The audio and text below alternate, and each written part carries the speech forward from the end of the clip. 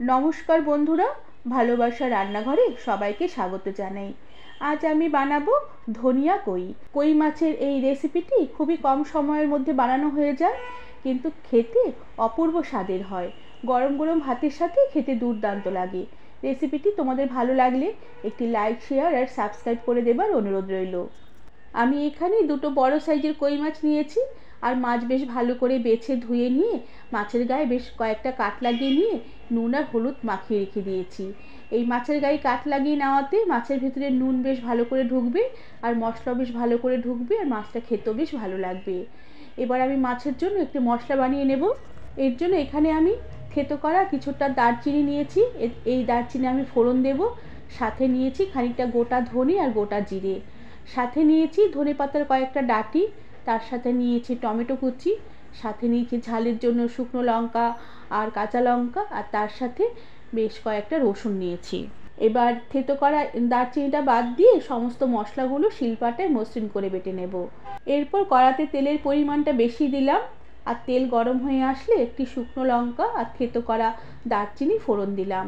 ফোড়নের মিষ্টি গন্ধ বেরোলে একটি ছোট সাইজের পেঁয়াজকে বেশ ভালো করে মিহি করে কুচিয়ে রেখেছিলাম, সেই কুচানো পেঁয়াজ দিয়ে দিলাম। এবার পেঁয়াজ কুচি তেলে কিছুক্ষণ একটু নেড়ে চেড়ে নেব।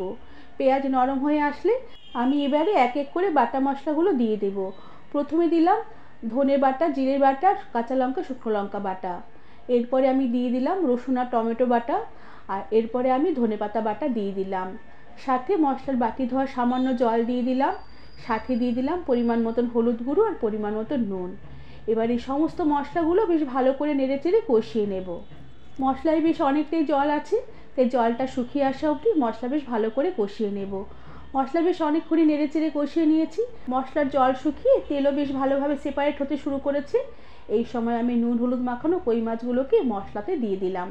এবার কই মাছগুলোকেও বেশ সাবধানে মশলার সাথে একটু উল্টে পাল্টে কিছুক্ষণ কষিয়ে নেব। কই মাছগুলোকে মশলার সাথে কিছুক্ষণ উল্টে পাল্টে নিয়েছি।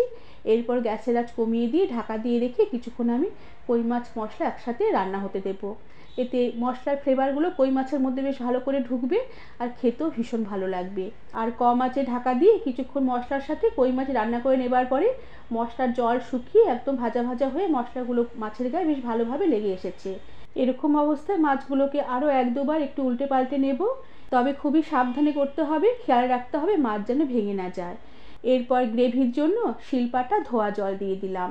এতে মাছের এই স্বাদ অনেকটাই বেড়ে যাবে।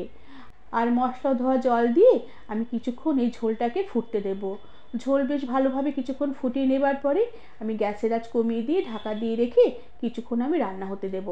আর বেশ কিছুক্ষণ কম আছে ঢাকা দিয়ে রান্না করে নেবার পরে ঢাকনা খুলে দিলাম। ঝোল বেশ অনেকটাই ঘন হয়ে এসেছে, আর মাছও খুব ভালোভাবে মজে এসেছে। এবার আমি কয়েকটা চেরা কাঁচা লঙ্কা দিয়ে দিলাম। কাঁচা লঙ্কার ওই গন্ধটা মাছের গ্রেভির স্বাদ আরও অনেকটাই বাড়িয়ে দেবে। সাথে এক মুঠোর মতন তাজা ধনেপাতা কুচি উপর থেকে ছড়িয়ে দিলাম। এরপর প্রায় 20 সেকেন্ডের মতন ঢাকা দিয়ে এভাবে রেখে দেব। এতে কাঁচা ধনেপাতার ফ্লেভার মাছের মধ্যে বেশ ভালো করে মিশে যাবে, আর খেতেও দুর্দান্ত হবে। আর একদম যখন তেল একদম ভেসে ভেসে একদম উঠবে, সেই সময় আমি গ্যাসের আঁচ বন্ধ করে দিয়ে ঢাকা দিয়ে রেখে কিছুক্ষণ স্ট্যান্ডিং টাইমে রেখে দেব। বন্ধুরা, তেল কই তো তোমরা অনেকভাবে খেয়েছো, এভাবে একবার ধনিয়া কই বানিয়ে খেয়ে দেখো। গরম গরম ভাতের সাথে খেতে দুর্দান্ত লাগবে। আজ তাহলে আসি, পরে আবার একটি নতুন রেসিপি নিয়ে দেখা হবে। ধন্যবাদ বন্ধুরা।